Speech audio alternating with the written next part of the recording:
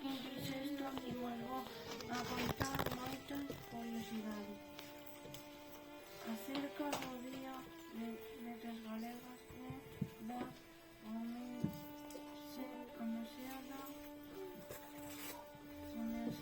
de ano Luisa Villalta. Deste ano Luisa Villalta. O Día das Letras Galegas lévase celebrando dende o ano 1963, é dicir, lévase celebrando 61 anos. É unha celebración instituída pola Real Academia Galega para homenaxear a aquelas persoas que destacasen pola súa creación literaria en galego e pola defensa de dita lingua. Celébrase o 17 de maio en homenaxe á data de publicación do primeiro libro en galego de Rosalía de Castro, 17 de maio de 1863. Precisamente Rosalía de Castro foi a primeira persona en dedicarlle ao Día das Letras Galegas. Tras ela, nestes anos todos, tan só 5 mulleres dedicaron o Día das Letras Galegas.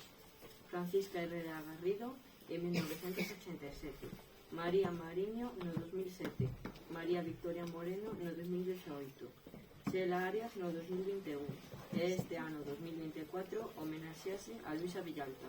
Só houve unha homenaxe conxunta e foi no ano 1998 que se dedicou ese día aos poetas medievais Martín Codax, Xoán de Cangas e Memín. Dende 1991, 28 anos despois da institución deste día, o Día das Letras Galegas é festivo oficial en Galicia. A sede da Real Academia Galega encóntrase na Coruña, na que foi residencia familiar de Emilia Pardo Bazán, e precisamente allí encóntrase a súa casa museo. A homenaxeada deste ano é Luisa Villalta. Naceu o 15 de xullo de 1957 na Coruña e faleceu con tan só 46 anos a causa dunha meningite o 6 de marzo do 2004 na Coruña. Foi unha escritora, filóloga e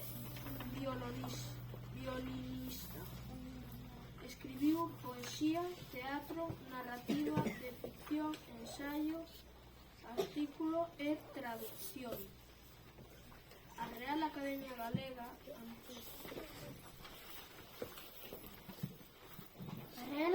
Galega destacou que foi elixida como homenaxeada desde 2024 porque foi unha creadora dunha obra única e sólida que a convertiu nunha das grandes figuras da literatura galega da segunda metade dos 80 e principios dos 90.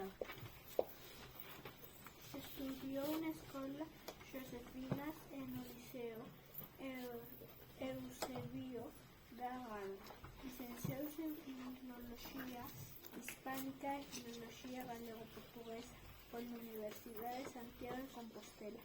Tamén se licenciou en violín, formou parte da Orquestra de Santiago de Compostela desde 1985 e posteriormente da Xoven Orquestra de Galicia, así como diversos grupos de cámara galegos.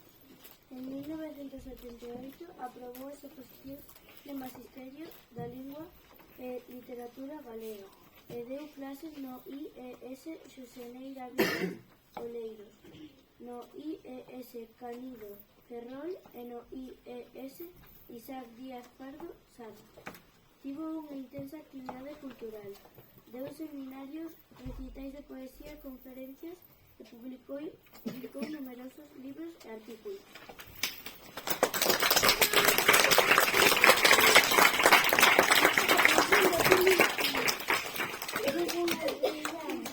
Vale, ahora que coñecemos